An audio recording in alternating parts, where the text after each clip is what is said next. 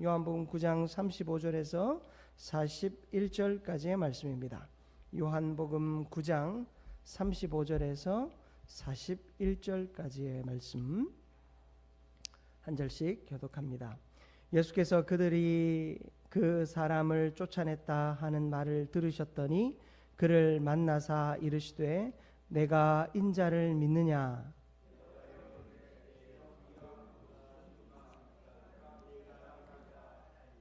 예수께서 이르시되 내가 그를 보았거니와 지금 너와 말하는 그 자가 그이니라.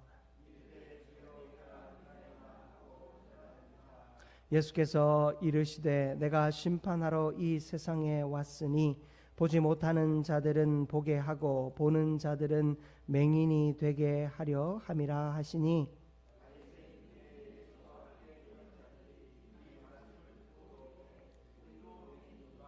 함께 읽습니다. 예수께서 이르시되 너희가 맹인이 되었더라면 죄가 없으려니와 본다고 하니 너희 죄가 그대로 있느니라. 아멘. 오늘 오늘 수요 생기 예배 가운데 나오신 여러분을 환영하며 축복합니다. 여러분 우리 서로 바라보면서 이렇게 인사 한번 나눴으면 좋겠습니다. 주님의 이름으로 환영합니다. 한 번만 더 이렇게 인사 나눴으면 좋겠습니다. 주님께서 우리에게 믿음을 주셨습니다. 아멘. 주님께서 우리에게 믿음 주셔서 오늘도 이 자리로 불러주셨습니다. 우리의 예배와 또 우리가 올려드리는 이 모든 기도가 믿음 안에서 이루어지는 행위 그리고 믿음 안에서 드려지는 고백이 되어지기를 주님의 이름으로 축복합니다. 팀 켈러 목사님을 잘 아실 것입니다. 그 목사님께서 답이 되는 기독교라는 책에서 이런 이야기들을 했었어요. 이 답이 되는 기독교라는 책을 보면 현대 사회의 여러 그런 문제들, 시대적 문제들 또 인간의 관계적 문제들을 진단하면서 거기에 대한 어떤 성경적인 대답들을 하려고 노력을 하고 있습니다. 그 가운데 인간의 소속감과 정체성에 대한 이야기가 나와요. 요즘 현대 사람들은 이 정체성과 소속감을 상실하고 있다라고 이야기합니다. 이 정체성과 소속감이 사실은 현대인들에게 가장 중요한 부분 중에 하나예요. 내가 어디에 소속되어 있고 또 내가 어떤 존재인가, 그 소속 안에서 어떤 존재인가가 참 중요합니다. 그런데 요즘 이 인터넷이 많이 발달하고 또 SNS라고 하죠. 소셜 네트워크가 활발하게 진행이 되면서 어딘가 분명히 소속되어 있는데 전혀 소속되지 않은 듯한 느낌을 모두가 받습니다. 개별주의와 물질주의가 이 세상을 뒤덮고 있기에 사람들이 깊은 소속의 욕구를 가지지만 어디에도 소속되어지지 않는 것이죠. 여러분 유튜브 같은 거 보면 내가 원하는 뉴스 혹은 내가 원하는 어떤 컨텐츠의 구독, 좋아요 이런 걸 눌러서 거기에 마치 소속감을 가지고 그것을 보는 듯 합니다. 그러나 그것은 철저하게 내가 거기에 소속되어 있는 것이 아니라 누구보다 빠르게 그 정보를 먼저 받고 알림을 받는 그 정도이죠. 내가 관심 갖는 것을 언제나 쉽게 접근할 수 있는 어떤 단축키 같은 역할이지 그것을 소속이라고 할 수는 없습니다. 그런데 어떤 미묘한 어떤 정신적 연대, 감정적 연대 속에서 그 컨텐츠를 함께 즐기면서 내가 어딘가에 소속되어 있고 또 의견을 함께 공유하는 것처럼 생각합니다. 오늘날 자신의 생각을 누군가에게 말하지 않아도 자신의 생각과 의견이 쉽게 노출되고 또 쉽게 평가받습니다. 요즘 정치적인 이슈가 너무나도 큽니다. 저도 정치 얘기는 강단에서 안 하려고 합니다만은 그 정치 얘기를 배제해 놓고서라도 우리는 나라를 위해서 많이 기도해야 합니다. 그런데 옛날에는 당이 자신들의 의견을 하나로 모아서 소리를 냅니다. 뭐 대의를 따라라라고 하면서 당이 하나의 소리를 냅니다. 그러나 그 하나의 소리를 내는 듯 하지만 그 하나의 소리에 대하여 지금은 모든 것이 노출되어 있습니다. 이 사람이 어떻게 행동했는지, 또 그것을 가지고 사람들이 평가하고 또 순식간에 그들에게 압박을 넣습니다. 이렇게 말했다가도 저렇게 말을 바꾸기도 하고, 또 이것이 우리 전체의 의견이다 얘기했다가도 또 순식간에 그 의견들을 바꿀 수밖에 없는 것이, 모든 것이 낱낱이 드러나 있기 때문입니다. 내가 소속되어서 그 소속 안에서 무언가 대의를 이루어가는 것 같지만 내가 또한 모든 이들에게 노출되어 있어서 내 의견과 또 내 소신을 하나로 딱 세우기가 힘든 시대를 살아갑니다. 소속되어 있는 것 같지만 소속되어지지 않았고, 분명한 정체성을 가지고 내가 행동하는 것 같지만 정체성이 없는 것이 오늘의 시대라는 것입니다. 여러분, 이러한 시대 속에서 우리는, 성경은 우리에게 분명히 말씀하십니다. 우리는 하나님의 창조로 이 땅에 존재하게 되었고, 우리는 하나님과의 철저한 관계 속에서 살아가야 한다라는 것을 가르쳐 줍니다. 우리가 여러 의견들과 세상의 가치들을 쫓아가면서 그것이 나의 생각이라고, 그것이 우리의 마음이라고 그렇게 여기며 살아가다가도 순식간에 우리는 흩어집니다. 내 영향력, 또 내 물질적인 능력, 또 나의 대사회적인 어떤 지위에 따라서 나는 순식간에 흔들립니다. 그러나 사랑하는 성도 여러분, 그리스도인들에게는 예수 그리스도의 십자가 보혈과 생명이 우리를 하나로 묶어 주었음을 기억할 수 있는 저와 여러분들 되시길 바랍니다. 여러분, 세상의 가치, 세상의 어떠한 기준 속에 우리가 들어가서는 안 됩니다. 세속주의에 빠져서 우리의 판단과 우리의 사상과 우리의 모든 행동의 근거를 그 세상의 가치에 두어서는 안 되는 것입니다. 세속주의가 무엇입니까? 내 판단과 행동의 근거를 세상의 권세와 권력에 두겠다라는 거예요. 세상의 질서 속에 두겠다라는 거예요. 여러분, 우리는 세속주의에 빠져 살아가면 한 걸음도 나아갈 수 없습니다. 우리는 소속되어 있는 것 같지만 소속되어지지 않은 존재입니다. 그러므로 우리는 그리스도께 접붙임 바 되어야 할 줄 믿습니다. 예수 그리스도께 소속되어 있어야 합니다.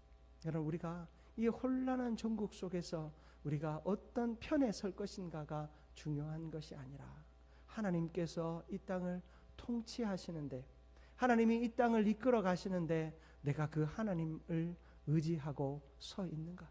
내가 그 하나님께 이 땅을 맡겨드리고 있는가? 이 나라와 이 민족을 맡겨드리고 있는가? 우리가 행하는 모든 사역과 우리가 하는 모든 일들을 하나님께 맡겨드리고 있는가? 여러분, 우리는 이것을 먼저 고민하고 그 속에서 답을 찾아야 할 줄 믿습니다. 사랑하는 성도 여러분, 우리의 소속은 예수 그리스도입니다. 우리의 정체성은 예수 그리스도입니다. 세상이 우리를 물질의 가치로, 어떤 정치적인 가치로, 이념적 가치로 우리를 묶어두려 한들, 여러분, 우리는 그곳에서 혼란을 겪을 수밖에 없습니다. 하나님을 잃어버린 가치는 우리를 혼란스럽게 하고 세상을 혼란스럽게 합니다. 그러므로 우리의 삶의 모든 자리에서 예수 그리스도가 우리의 생각과 판단의 중심이 되고 우리의 정체성의 중심이 되며 우리의 소속의 근원이 되는 은혜가 있기를 주님의 이름으로 축복합니다. 오늘 우리가 읽은 본문 말씀에는 유대교로부터 출교당한 이 맹인의 이야기가 기록되어 있습니다. 그는 태어날 때부터 앞이 보이지 않았습니다. 그는 어디에도 소속되지 못했습니다. 유대인으로 태어났고 유대인의 공동체 안에 있었지만 그는 나면서부터 맹인이었기에 사람들은 그를 바라보며 늘 궁금해합니다. 저 사람의 눈멈이, 저 사람의 맹인됨이 누구의 죄 때문일까? 부모가 분명히 죄를 지었을 것이다. 저 아이가 엄마의 뱃속에서 분명히 죄를 지었을 것이다. 여러분, 옛날에 이 한참 교회에 이 성령론이 유행할 때, 이 성령의 역사에 대한 그런 질문들이 유행할 때 우리가 하나님 앞에 회개해야 한다고, 이 성령의 인도하심을 따라 회개해야 된다고. 언제부터 회개해야 되는가? 내가 태어나서 엄마 젖을 물면서 엄마 젖을 팍 깨물은 것부터 회개해야 한다고. 그리고 더 나아가서 엄마 뱃속에서부터 엄마 배를 발로 찬 것을 회개해야 된다고 부흥사분들이 많이 설교하고 다녔었어요. 저도 몇 번의 설교를 통해서 그런 것을 들은 기억이 납니다.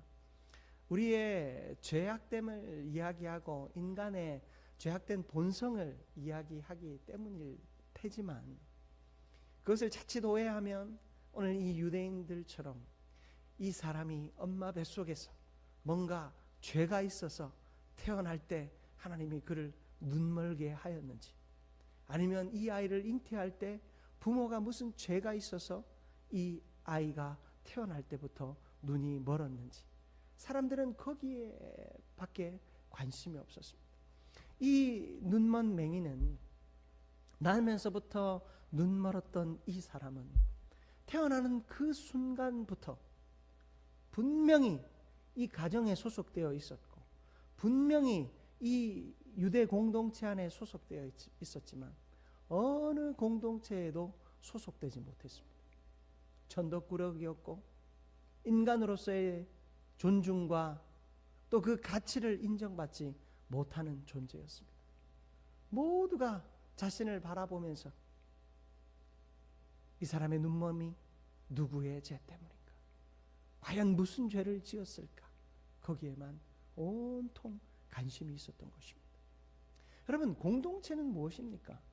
공동체는 그 공동체 안에 있는 사람이 존중받고 사랑받고, 그 존중과 사랑 안에서 이 공동체가 대사회적, 이 공동체 밖을 위하여 그 역사를 감당하기 위해, 의를 감당하기 위해, 선을 감당하기 위해 폭발적으로 뛰쳐나와야 되는 것이 사실 공동체 아닙니까? 그런데 그 공동체 안에 있지만 어느 누구도 그를 사랑하지 않았고, 어느 누구도 그를 존중하지 않았으며, 어느 누구도 그와 함께 어떤 생명의 일을 감당하려 하지 않았습니다. 소속되어 있었지만 전혀 소속되지 않은 존재였습니다. 그런데 그런 그가 눈이 뜨였습니다. 태어나면서부터 눈이 보이지 않았던 사람이 눈이 뜨였다라는 얘기는, 바꾸어 말하면 이 사람의 무죄함이 증명되었다, 혹은 하나님의 용서가 그에게 임하였다 생각해 볼 수도 있지 않았을까요? 이 사람이 눈을 뜬 걸 보니 이 사람의 부모가 죄를 지었던 것이 아니구나, 이 사람이 죄를 지었던 것이 아니구나 생각해 볼 수 있는 건 아니겠습니까? 아니, 최소한 죄를 지었더라도 하나님이 뭔가 이 사람을 용서하셨구나, 그런 생각이라고 더 해볼 수 있지 않았을까요? 그런데 이들은 어떻게 합니까? 원래 아무 소속으로도 인정해 주지 않던 그를 유대교에서 쫓아냅니다. 안식일 날 누군가의 도움을 얻어서 눈이 떠졌다는 이유만으로, 아니, 안식일 날 예수라고 하는 그 이단 세력을 통하여서 고침을 받았다는 이유로 출교를 시킵니다. 그런 그에게 예수님이 찾아오십니다. 여러분, 35절 말씀을 보십시오. 본문 35절입니다. 예수께서 그들이 그 사람을 쫓아냈다 하는 말을 들으셨더니 그를 만나사 이르시되 네가 인자를 믿느냐? 제가 예수님이라면 괜찮냐라고 한번 물어볼 것 같고, 뭔가 필요한 거 없냐라고 물어볼 것 같아요. 내가 도와줄 일이 없냐라고 물어볼 것 같습니다. 그런데 예수님께서는 출교당한 이 사람, 처음부터 자신을 존중해주지 않았던 공동체에서 눈이 뜨였음에도 불구하고 존중하지 않는 이 공동체로부터 쫓겨난 이 사람. 여러분, 저는 이 사람의 상실감이 얼마나 컸을지 헤아려 볼 수도 없을 것 같습니다. 그런 그에게 예수님이 찾아오셔서 말씀하십니다. 네가 인자를 믿느냐? 과연 이 사람이 인자라는 말을 이해는 했을까? 구약에서 이야기하는 그 인자의 개념을 이 사람이 이해를 했을까? 아니면 예수님께서 자신을 가리킨다라는 그 주님의 뜻을 이 사람이 이해는 했을까 궁금합니다. 그런데 그의 대답이 걸작입니다. 여러분 36절 말씀 우리 같이 한번 합독해 보겠습니다. 대답하여 이르되 주여 그가 누구시오니까 내가 믿고자 하나이다. 아멘. 여러분 이 사람은요 아무것도 계산하지 않았어요. 지금 인자를 믿느냐라고 물을 때 인자가 누군지 아무것도 묻지 않았습니다. 그는 그저 그가 누구오니까 내가 믿고자 하나이다. 그의 마음에는 믿고자 하는 마음밖에 없었어요. 여러분, 이 맹인이 사물의 이름이라도 제대로 알았을까요? 그 사람에게 얼마나 많은 경험이 주어졌겠습니까? 너무나도 제한적으로 그에게 경험이 주어졌고 그가 만난 것, 그가 아는 것 정말로 제한적일 것입니다. 그런데 그에게는 그것, 내가 보지 못했던 것들을 보고 내가 알지 못했던 것들을 아는 그 세상적 가치보다 자신이 눈을 뜬 사실, 자신이 보지 못했던 것을 보게 된 것, 바로 진리에 그가 눈을 떴음을 오늘 말씀은 이야기해 주고 있는 것입니다. 그는 그저 믿고자 합니다. 그가 누구시든 믿겠습니다. 나를 눈뜨게 하고 나를 진정한 소속 가운데 있게 하신 그분이라면 나는 무조건 믿겠습니다. 37절에 예수님 말씀하십니다. 내가 그를 보았거니와 지금 너와 말하는 자가 그인지라. 38절에 이르되 주여 내가 믿나이다 하고 절하는지라.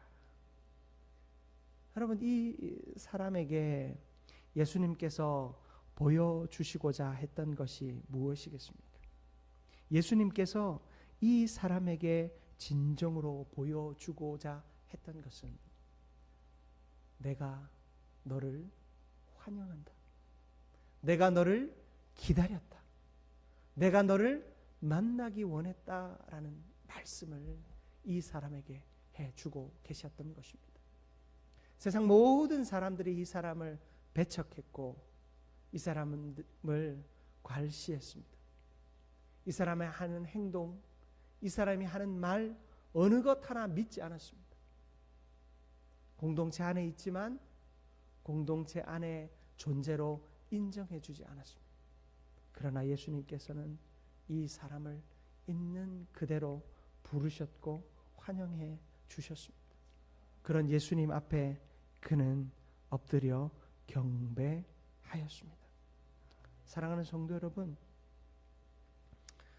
맹인에게 있어 진정으로 회복된 것은 물리적인 시력이 아니었습니다.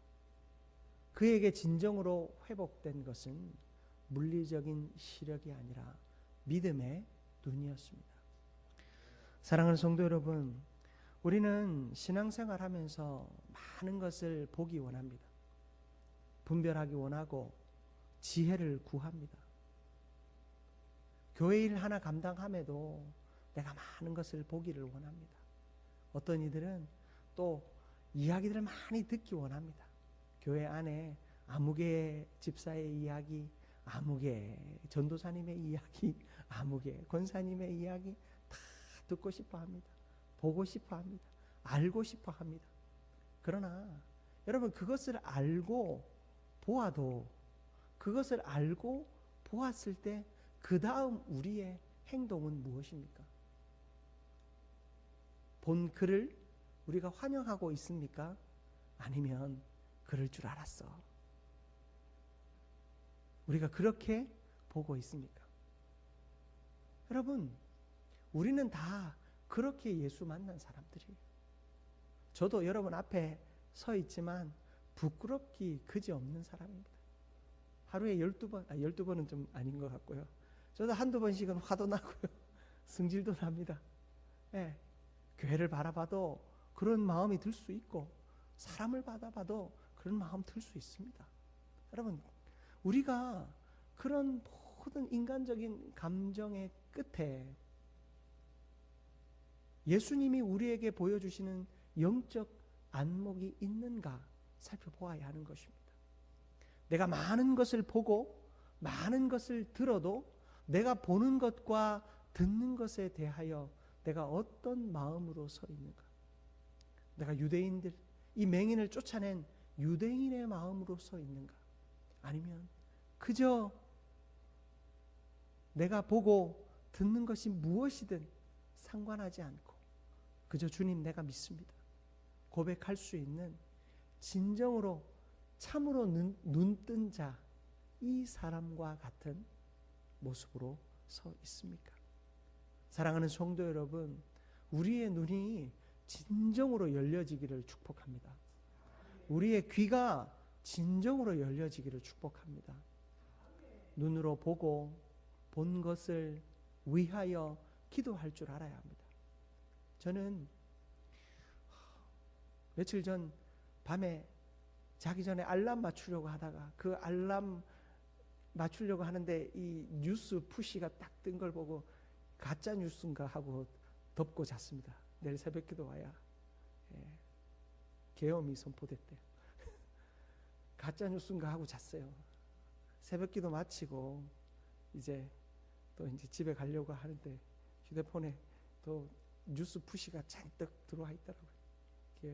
어제 밤에 본 일이 사실이더라고요. 이런 일들이 일어나면서 우리가 지금 이 시대에 과연 지금 우리가 2024년을 살아가는 것이 맞나 싶을 정도의 이 시대를, 이 시대의 상황을 우리가 봅니다. 우리가 이 시대의 상황을 볼 때 여러분들은 무엇이 보이고 또 나의 시선의 끝이 어디를 향해 있습니까?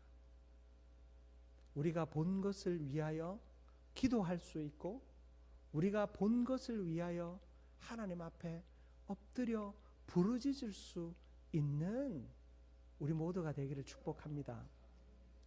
이웃을 향하여서도 마찬가지죠.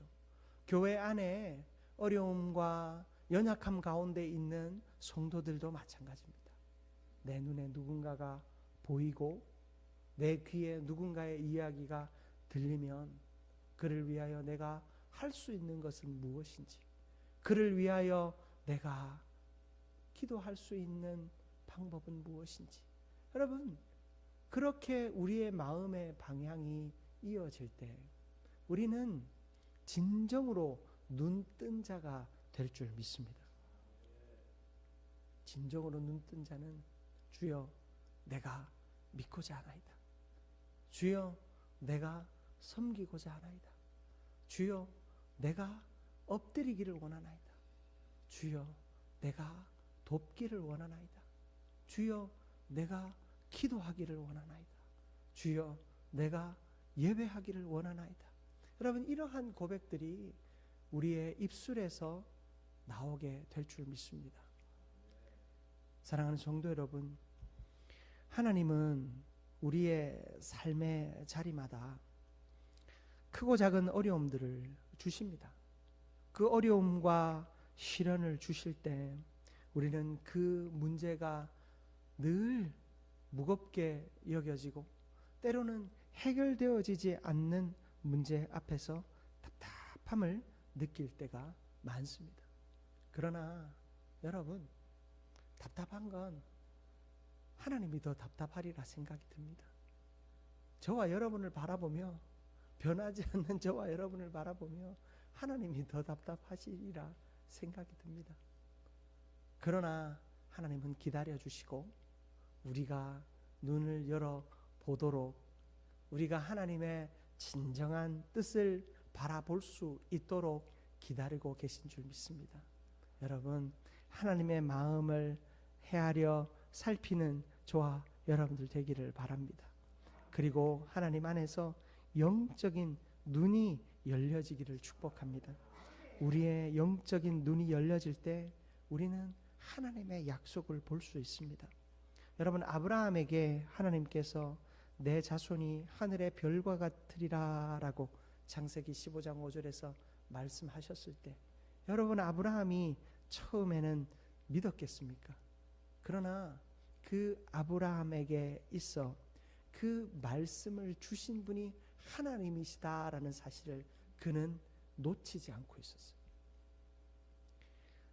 내 자손이 하늘의 별과 같으리라, 그 말씀 받았지만 자기 형편을 보면 자기도 자식을 낳을 형편이 안 되고, 자기 아내도 자식을 낳을 형편이 안 되고, 자기 집구석을 봐도 그런 일이 일어날 것 같지 않았어요. 그러나 그는 다른 것은 잊어버려도 그에게 말씀 주신 분이 하나님이시라는 사실은 잊지 않았습니다.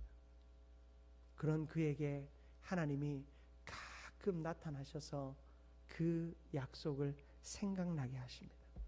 그런 그때에 그는 이삭, 자신의 자식을 바치라고 하는 그 명령에서도 순종할 수 있는 믿음이, 바로 하나님을 기억하는 그 기억 속에서 그는 그 믿음이 이어져 오고 있었습니다. 여러분, 그의 믿음, 하나님이 자식을 주셨고 그 자식을 주셨으면 하나님이 나에게 내 자손이 하늘의 별과 같으리라 말씀하신 그 말씀이 응답되었구나 하고 안심했었는데, 그 안심한 그에게 하나님이 그 자식을 다시 바치라고 하실 때, 이미 이스마엘은 쫓아내었고 자기는 더 이상 방법이 없는데 하나님이 그 자식을 달라고 하실 때 그의 마음은 어떠했겠습니까? 그러나 그 마음에 대하여 히브리서 11장 17절에서 19절 말씀은 그가 육신의 이해를 넘어서 하나님이 죽은 자도 살리실 수 있는 분이다라는 사실을 믿었다라고 기록하고 있습니다. 여러분, 하나님이 우리에게 어떤 약속을 주셨습니까? 저와 여러분에게 하나님은 어떤 약속을 주셨습니까? 네 자손이 하늘의 별과 같이 많겠다, 많아지겠다 말씀하신 거, 결국 여러분 아브라함 때에 이루어지는 약속은 아니었습니다. 그렇지 않습니까? 그 자손이 하늘의 별과 같이 많으려면 무슨 수를 쓰더라도 아브라함 때에는 이루어지지 않는 약속입니다. 그러나 아브라함은 그 약속을 주신 분이 하나님이시기에 하나님이 그에게 어떤 요구를 하시든 그 약속은 변하지 않는다라는 것을 믿었습니다. 하나님이 실제로 그 아들을 데려가시더라도 살리시겠지. 여러분, 그런 믿음이 그에게 있었을 것이다라는 겁니다. 히브리서 기자는 그 믿음을 기록하고 있는 것입니다. 여러분, 우리에게 하나님이 요구하시는 믿음은 무엇일까요? 하나님이 우리에게 비전을 주시고 약속을 주십니다. 그것이 때로는 우리 때에 응답되지 않을 것 같고 어떤 방법으로도 이루어지지 않을 허무맹랑한 약속 같아 보일 수도 있습니다. 그러나 우리가 붙잡아야 할 것은 약속 주신 하나님인 줄 믿습니다. 그 하나님 의지하고 있으면 하나님이 주신 것 다 가져가도 두려워하지 않습니다. 여러분, 욥의 믿음을 보십시오. 하나님은 욥에게 주신 것을 다 가져가셨습니다. 그러나 그는 하나님을 욕하지 않았습니다. 그 부인이 너무 괴로워하는 욥을 바라보면서 그냥 그렇게 살지 말고, 그렇게 미련하게 살지 말고 하나님 욕하고 그냥 죽으라고, 시원하게 하나님 욕하고 죽으라고, 그러면 마음이라도 시원하지 않겠냐고. 그러나 하나님께서는 그런 욥이 범죄하지 않음을 보시고 하나님은 그에게 주셨던 시험이 끝났을 때 모든 것을 갑절로 채워 주셨습니다. 사랑하는 성도 여러분, 우리의 눈이 하나님 안에서 열려지기를 축복합니다. 우리의 눈이 열려지지 않으면 약속 주신 하나님 바라볼 수 없고 우리의 삶 가운데 역사하시는 하나님 절대 볼 수 없습니다.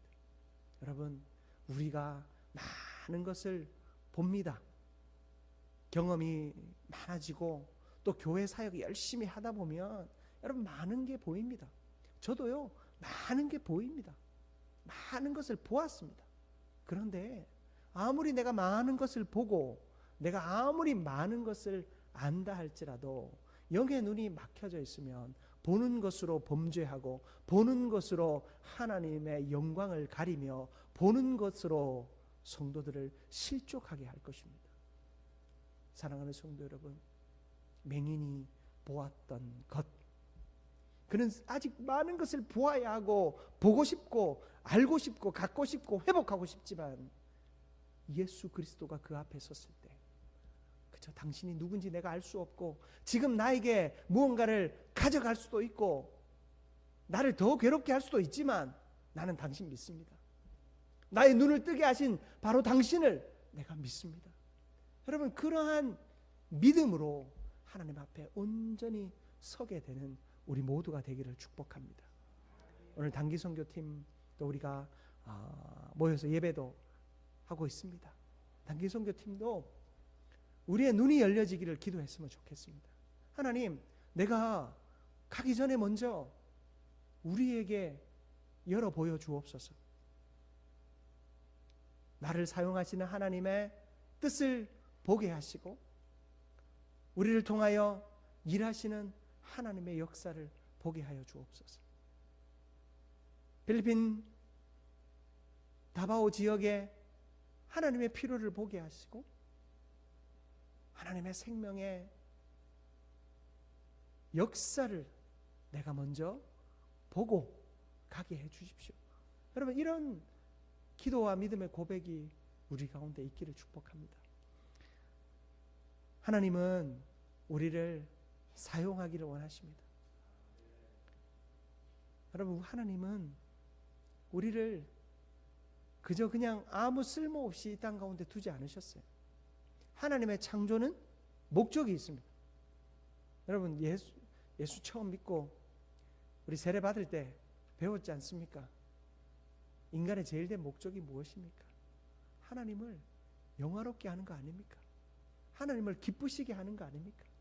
우리는요, 하나님의 뜻을 이루어가며 하나님께 영광 돌리며 하나님의 거룩한 역사를 위하여 쓰임받는 존재로 부름받았습니다. 이 세상에 어느 누구도 목적 없이 창조된 자 없고 목적 없이 그리스도인으로 부름받은 자 없습니다. 공짜로 대충 살다가 어영부영 천국 갈라 생각하지 마십시오. 하나님 안에서 하나님 주신 사명 찾고 그 사명 안에서 응답을 누리고 또 그 뜻을 이루며 하나님의 나라가는 우리 모두가 되기를 바랍니다. 내가 믿고자 하나이다. 하나님, 내가 믿고자 합니다.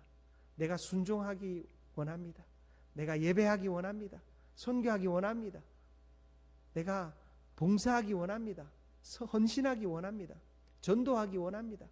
영혼 구원하기 원합니다.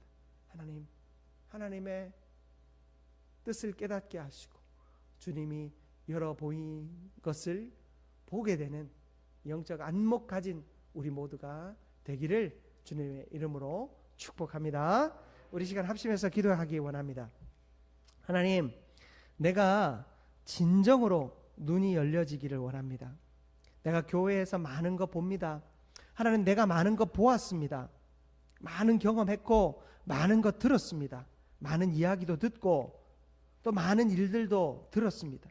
그러나 하나님, 내가 보고 들은 것을 그저 내가 인간적인 생각으로 판단하고 죄 짓는 데 쓰지 않게 하여 주옵소서. 하나님 영적인 안목을 우리에게 허락하여 주셔서 하나님의 진정한 뜻을 보게 하여 주옵소서. 믿음의 눈으로 바라보고 믿음의 역사를 이루어가는 우리가 되게 하여 주옵소서.